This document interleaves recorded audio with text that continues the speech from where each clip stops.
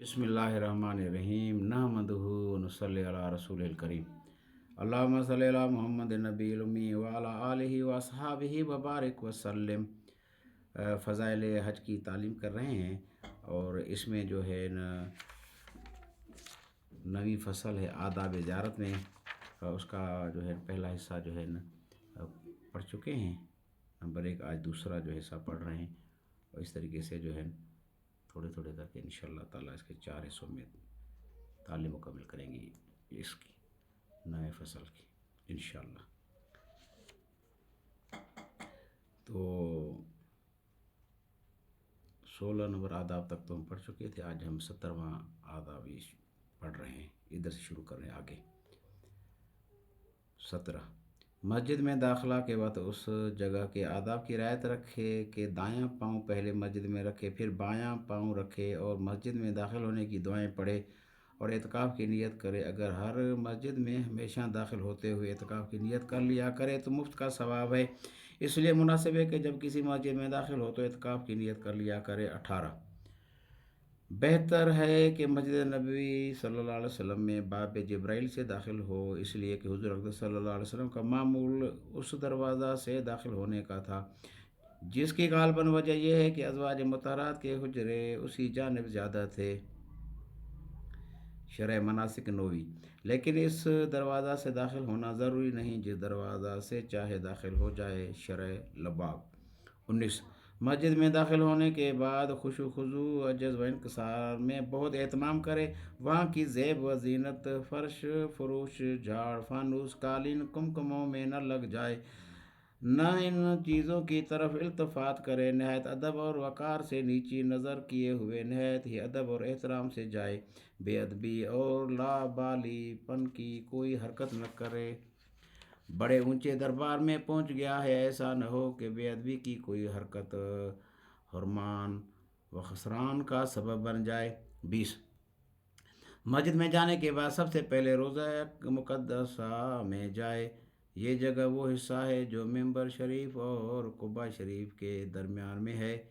उसको रोज़ा इसलिए कहा जाता है कि हुज़ूर अक़दस सल्लल्लाहु अलैहि वसल्लम का पाक इरशाद है कि मेरी कब्र और मेरे मिंबर का दरमियानी हिस्सा जन्नत के बागों में से एक बाग है। रोज़ा बाग को कहते हैं। आइंदा फसल में ये हदीस आ रही है। अगर बाब जिब्राइल से मस्जिद में दाखिल होने की नौबत आती है तो बेहतर ये है कि हजर असवद के पीछे से रोज़ा में जाए, ताकि हुजरा के सामने से गुज़रने की सूरत में बग़ैर सलाम किए आगे बढ़ना न पड़े। 21 रोज़ा मुक़द्दसा में पहुँच कर अव्वल तहियतुल मस्जिद पढ़े। मस्जिद में हाज़िरी के बाद हुज़ूर सल्लल्लाहु अलैहि वसल्लम की खिदमत में हाज़िरी से कबल तहियतुल मस्जिद का पढ़ना औला है, इसलिए कि ये अल्लाह का हक़ है जो रसूलुल्लाह सल्लल्लाहु अलैहि वसल्लम के हक़ पर मुक़द्दम है। नंबर 11 में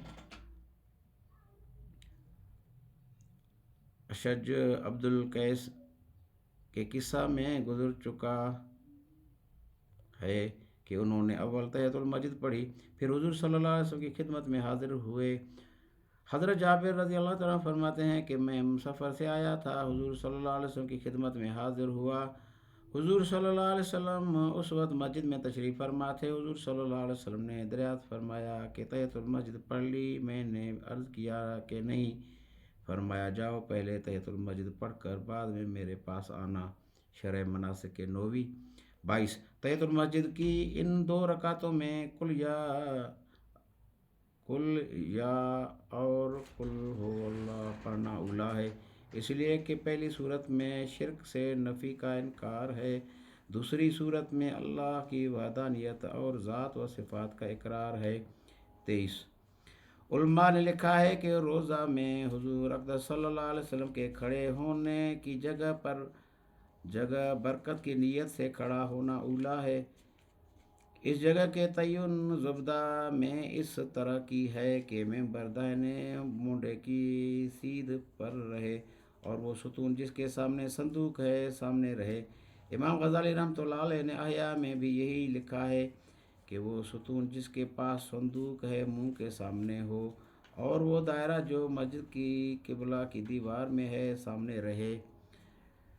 لیکن ابن حجر رحمۃ اللہ علیہ نے شرح مناسک میں لکھا ہے کہ اب وہاں صندوق نہیں رہا، وہاں وہ جل گیا، اب اس کی جگہ ایک محراب بنا دی گئی ہے، یہی وہ جگہ ہے جس کو محراب النبی کہتے ہیں۔ سب اکابر علماء نے اس جگہ قیام کو اولا بتایا ہے، اس لیے اس برکت جگہ کا اہتمام کرنا چاہیے، لیکن اس ناپاک کو مدینہ طیبہ کے ایک سالہ قیام میں ایک مرتبہ بھی یہاں کھڑے ہونے کی جرت اور ہمت نہ ہوئی۔ اگر یہ جگہ کسی وجہ سے میسر نہ ہو سکے تو پہلے سارے روزہ میں کسی جگہ تحیۃ المسجد پڑھے۔ 24 تحیۃ المسجد سے فارغ ہونے کے بعد اللہ جل شانہ کا لاکھ لاکھ شکر ادا کرے کہ اس نے یہ نعمت جلیلہ عطا فرمائی، اور اس پاک ذات سے حج و زیارت کی قبولیت کی دعا کرے، اور چاہے سیدھا شکر کرے چاہے 2 رکعت شکرانہ پڑھے۔ بہت سے علماء نے اس وقت سیدھا شکر کرنے کو لکھا ہے۔ یہاں یہ بات قابل یاد رکھنے کے ہے کہ حنفیہ کے نزدیک مشہور قول کے موافق شکرانہ کا میں سیدھا مشروع نہیں، بلکہ جہاں شکر کا سیدھا وارد ہوا ہے ان کی تحقیق کے موافق وہاں شکرانہ کی نفلیں مراد ہیں، لیکن اس جگہ پر حنفیہ نے سیدھا شکر کا جواز لکھا ہے، جیسا کہ شرح لباب میں تصریح ہے، اور اس کے بالمقابل شافعیہ کی تحقیق کے موافق سیدھا شکر بغیر نفلوں کے بھی مشروع ہے، لیکن اس جگہ وہ سیدھا شکر کے قائل نہیں، جیسا کہ شرح مناسک نووی میں ابن حجر رحمۃ اللہ علیہ نے تصریح کی ہے۔ 25 اگر مسجد میں داخل ہونے کے وقت فرض نماز کھڑی ہونے کو ہو تو اس وقت تحیۃ المسجد نہ پڑھے بلکہ فرض نماز میں شرکت کرے، اسی میں تحیۃ المسجد کی بھی نیت کر لے تو تحیۃ المسجد کا ثواب بھی مل جائے گا۔ اسی طرح اگر ایسے وقت میں مسجد میں داخل ہوا جب نفل مکروہ ہیں جیسا کہ عصر کے بعد، تو اس وقت بھی تحیۃ المسجد نہ پڑھے۔ 26 نماز سے فراغت کے بعد قبر شریف کی طرف چلے، اس حال میں کہ دل کو سب قدورات اور آلائشوں سے پاک رکھے، اور ہمہ نبی کریم صلی اللہ علیہ وسلم کی ذات اقدس کی طرف پوری توجہ کرے۔ علماء نے لکھا ہے کہ جس قلب میں دنیا کی گندگیاں اور لہو و لعب، شہوتیں اور خواہشیں بھر رہی ہوں، اس دل پر وہاں کی برکات کا کچھ اثر نہیں ہوتا، بلکہ ایسے دل والوں پر جو دنیا پر پڑے رہیں اور آخرت سے اور ان کے فکر سے بے تعلق ہوں، حضور صلی اللہ علیہ وسلم کے غصہ اور اعراض کا اندیشہ ہے۔ اللہ یہ اپنے فضل سے اس سے پناہ دے، لہذا ہر شخص کے لیے ضروری ہے جہاں تک ممکن ہو اس وقت اپنے دل کو دنیوی خرافات سے خالی رکھنے کی کوشش کرے، اور اللہ کی رحمت کی وسعت، عفو و کرم کے کمال کی امید رکھے، اور حضور اقدس صلی اللہ علیہ وسلم کی شان رحمت للعالمین پر نظر رکھے، اور حضور صلی اللہ علیہ وسلم ہی کے وسیلہ سے اللہ سے معافی کا طالب بن کر حاضر ہو۔ شرح لباب 27 جب کسی قبر پر حاضری ہو تو میت کے پاؤں کی طرف سے جائے تاکہ میت کو اگر حق تعالی شانو آنے والے کا کشف عطا فرمائے تو دیکھنے میں سہولت رہے، اس لیے کہ جب میت قبر میں دائیں کروٹ لیٹی ہے تو اس کی نظر قدموں کی طرف ہوتی ہے، اگر کوئی سراہنے کی جانب سے آئے تو میت کو دیکھنے میں تعجب اور مشقت ہوتی ہے۔ فتح التقدیر۔ اس ضابطہ کے موافق اس جگہ بھی بعض علماء نے لکھا ہے کہ قدم مبارک کی جانب سے حاضر ہو، جیسا کہ ابن حجر رحمۃ اللہ علیہ نے شرح مناسک میں نقل کیا ہے۔ مواہب میں لکھا ہے کہ زائر کے لیے مناسب یہ ہے کہ قبلہ کی جانب سے ہو کہ مواجہ شریف میں پر حاضر ہو، لیکن اگر پاؤں کی طرف سے حاضری ہو تو یہ ادب کے لحاظ سے اولیٰ ہے، مگر بعض علماء نے عام ضابطہ کے خلاف اس جگہ پر سراہنے سے حاضری کو ترجیح دی ہے، اس وجہ سے کہ تحیۃ المسجد روزہ میں پڑھی گئی جو حضور اقدس صلی اللہ علیہ وسلم کے بالکل سراہنے ہے۔ اس صورت میں اگر وہاں سے چل کر پاؤں کی طرف کو آئے گا تو صورت قبر مبارک کے طواف کی سی بن جائے گی، اور قبر کا طواف بالکل جائز نہیں، اس لیے اس کی صورت سے بچنے کی رعایت سے اس جگہ سرہانے سے حاضری کو گوارا کیا گیا، ورنہ عام ادب ہر قبر پر حاضری کا یہی ہے کہ پاؤں کی طرف سے حاضر ہو۔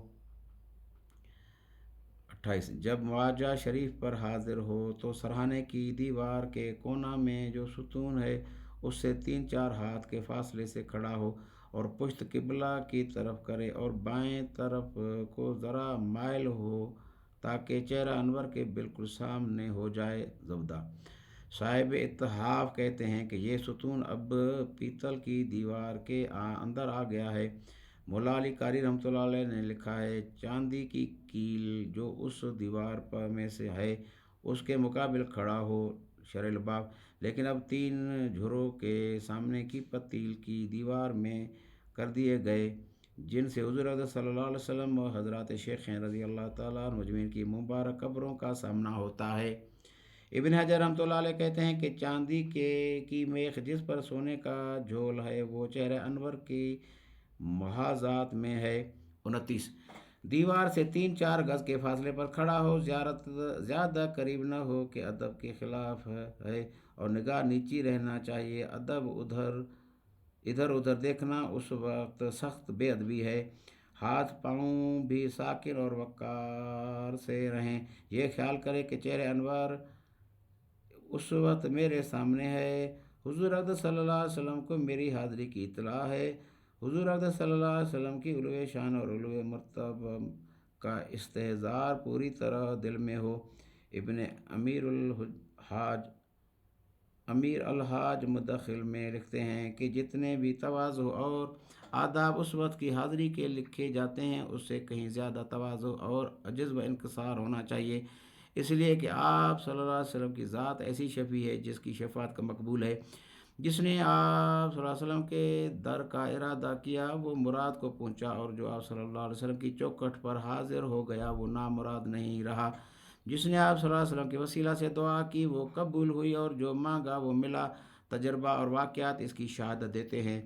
اس لیے جتنا ادب ہو سکے دریغ نہ کرے اور یہ سمجھے گویا میں زندگی میں آپ صلی اللہ علیہ وسلم کی مجلس میں حاضر ہوں، اس لیے کہ امت کے حالات کے مشاہدہ میں اور ان کے ارادہ اور قصد کے ظہور میں اس وقت آپ صلی اللہ علیہ وسلم کی حیات اور ممات میں کوئی فرق نہیں۔ مدخل اول 30 اس کے بعد حضور صلی اللہ علیہ وسلم پر سلام پڑھے۔ مناسک کے رسائل میں سلام کے الفاظ بہت سے نقل کیے گئے ہیں۔ اس میں سلف کا معمول مختلف رہا ہے۔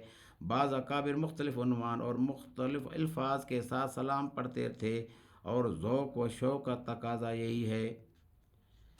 یہاں لب پہ لاکھ سکون اضطراب میں، وہاں ایک خاموشی تیری سب کے جواب میں، اور بعض حضرات نہایت مختصر الفاظ میں سلام پڑھتے تھے۔ ادب اور ہیبت کا تقاضا یہی ہے۔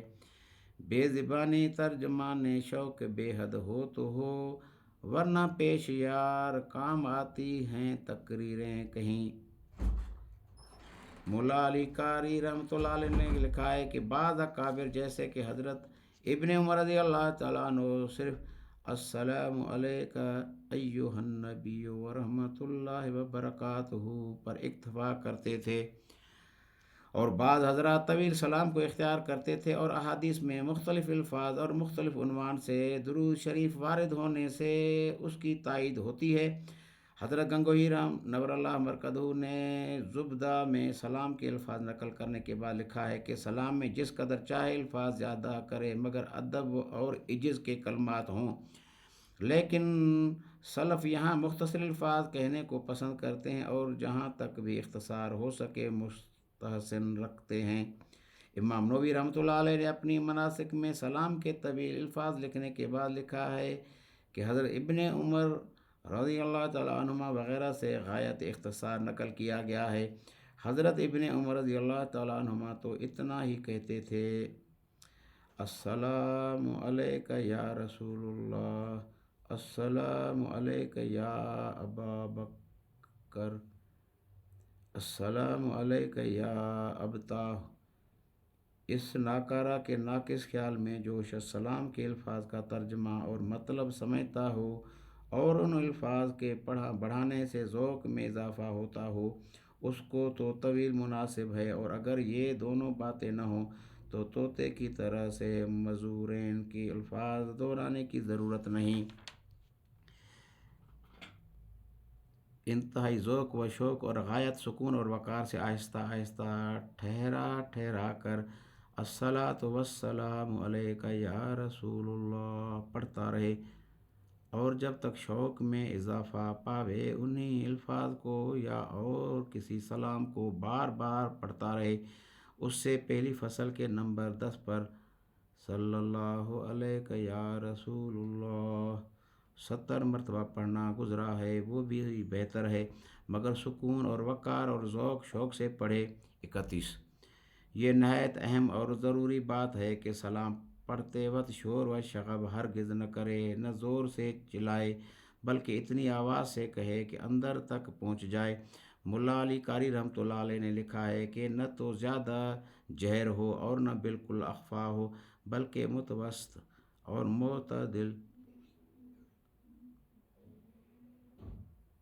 متعدل آواز حضور قلب اور اپنی بدعمالیوں کی وجہ سے شرم و حیا لیے ہوئے ہو۔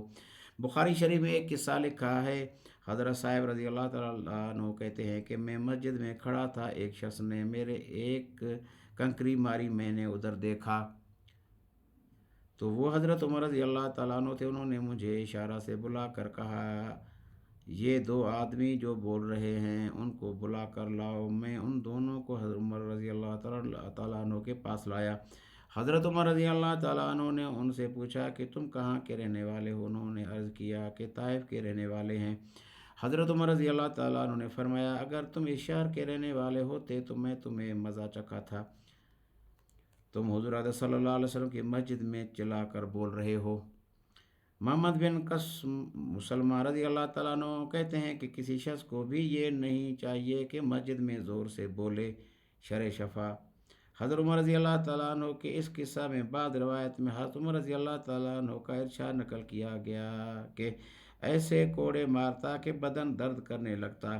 اب گویا اجنبی دوسرے شہر کے ہونے کی وجہ سے مسئلہ ناواقفیت کو عذر قرار دیا۔ حضرت عائشہ رضی اللہ تعالیٰ عنہ جب کہیں قریب کیل میخ وغیرہ کے ٹھوکنے کی آواز سنتی تو آدمی بھیج کر ان کو روکتی کہ زور سے نہ ٹھوکیں، حضور صلی اللہ علیہ وسلم کی تکلیف کا لحاظ رکھیں۔ حضرت علی کرم اللہ وجہہ کو اپنا مکان کے کواڑ بنوانے کی ضرورت پیش آئی تو بنوانے والوں کو فرمایا کہ شہر کے باہر بقی میں بنا کر لائیں، ان کے بنانے کی آواز کا شور حضور صلی اللہ علیہ وسلم تک نہ پہنچے۔ علامہ قسطلانی مواہب میں لکھتے ہیں کہ حضور صلی اللہ علیہ وسلم کے ساتھ ادب کا وہی معاملہ ہونا چاہیے جو زندگی میں تھا، اس لیے کہ حضور صلی اللہ علیہ وسلم اپنی قبر میں زندہ ہیں۔ شرح مواہب حق سبحانہ و تعالی نے قرآن پاک میں سورہ حجرات میں خصوصیت سے اس طرف تنبیہ فرمائی ہے۔ ارشاد والا ہے، سورہ حجرات رکوع 1 ترجمہ، اے ایمان والو تم اپنی آوازیں نبی کریم صلی اللہ علیہ وسلم کی آواز سے اونچی نہ کرو، اور نہ آپ صلی اللہ علیہ وسلم سے ایسے زور سے گفتگو کرو جیسا کہ آپس میں ایک دوسرے سے گفتگو کرتے ہو، ایسا نہ ہو کہ اس حرکت سے تمہارے پہلے کیے ہوئے نیک اعمال برباد ہو جائیں اور تم کو خبر بھی نہ ہو۔ بخاری شریف کی ایک حدیث میں ہے کہ حضرات شیخین حضرت ابو بکر رضی اللہ تعالیٰ عنہ و حضرت عمر رضی اللہ تعالیٰ عنہ کے درمیان کسی مشورہ کی گفتگو میں جو حضور صلی اللہ علیہ وسلم کی مجلس میں تھی، اختلاف رائے کی وجہ سے تیز گفتگو ہو گئی تھی، جس پر یہ آیت نازل ہوئی، جب حضرات شیخین رضی اللہ تعالیٰ عنہما پر یہ عتاب ہے تو ہم تم کسی شمار میں ہیں۔ حدیث میں آیا ہے کہ اس آیت شریفہ کے بعد حضور صلی اللہ علیہ وسلم کی مجلس میں حضرت عمر رضی اللہ تعالیٰ عنہ کی آواز ایسی ہوتی کہ بعض اوقات مقرر پوچھنا پڑتا کہ کیا کہا۔ حضرت ابو بکر صدیق رضی اللہ تعالیٰ عنہ نے عرض کیا، یا رسول اللہ صلی اللہ علیہ وسلم، میں تو اب سے آپ سے اس طرح گفتگو کروں گا جیسا کہ کوئی راز کی بات کرتا ہو۔ حضرت ثابت بن قیس رضی اللہ تعالیٰ عنہ جمہوری الصوت تھے۔ اس آیت کے نازل ہونے کے بعد اس رنج و غم میں کہ میں تو ہمیشہ ہی زور سے بولتا ہوں، میں تو بس جہنمی ہو گیا، گھر سے نہ نکلتے تھے۔ کئی دن کے بعد حضور صلی اللہ علیہ وسلم نے دریافت فرمایا تو واقعہ معلوم ہوا حضور صلی اللہ علیہ وسلم نے ان کو تسلی فرمائی اور ان کو جنتی ہونے کی بشارت دی۔ در منصور، ایسی حالت میں جو لوگ وہاں شور برپا کرتے ہیں ان کو ڈرنا چاہیے اور بہت احتیاط لازم ہے۔ 32 انشاءاللہ تعالیٰ پھر 32 سے آگے پڑھیں گے انشاءاللہ تعالیٰ۔ اللہ پاک ہم سب کو جو ہے حضور صلی اللہ علیہ وآلہ وسلم کے روزے اقدس پر جو ہے حاضری کی آداب کے ساتھ اور مسجد نبی صلی اللہ علیہ وسلم میں آداب کے ساتھ حاضری کی توفیق نصیب فرمائے، اور ہر مسلمان کو اللہ پاک نے ہماری اور ساری دنیا کے انسانوں کی دنیا آخرت کی پوری کامیابی کو پورے دین پہ چلنے میں رکھا ہے۔ پورا دین پوری دنیا کے انسانوں میں حضور صلی اللہ علیہ وسلم والی محنت سے آئے گا، اور وہ محنت ختم نبوت کے صدقے ہر مسلمان کے ذمہ ہیں۔ اس محنت کو سیکھنے کے لیے بزرگ فرماتے ہیں کہ 4 مہینے لگا کے اس محنت کو سیکھا جائے، پھر زندگی کا مقصد بنا کر مرتے دم تک دعوت کے کام کو کیا جائے۔ تو سارے بھائیوں کے ارادے ہیں، اللہ عمل کی توفیق نصیب فرمائے۔ سبحان اللہ و بحمدہ، سبحانک اللہم و بحمدک، اشہد ان لا الہ الا انت، نستغفرک و نتوب الیک۔ سبحان ربک رب العزۃ عما یصفون و سلام علی المرسلین والحمد للہ رب العالمین۔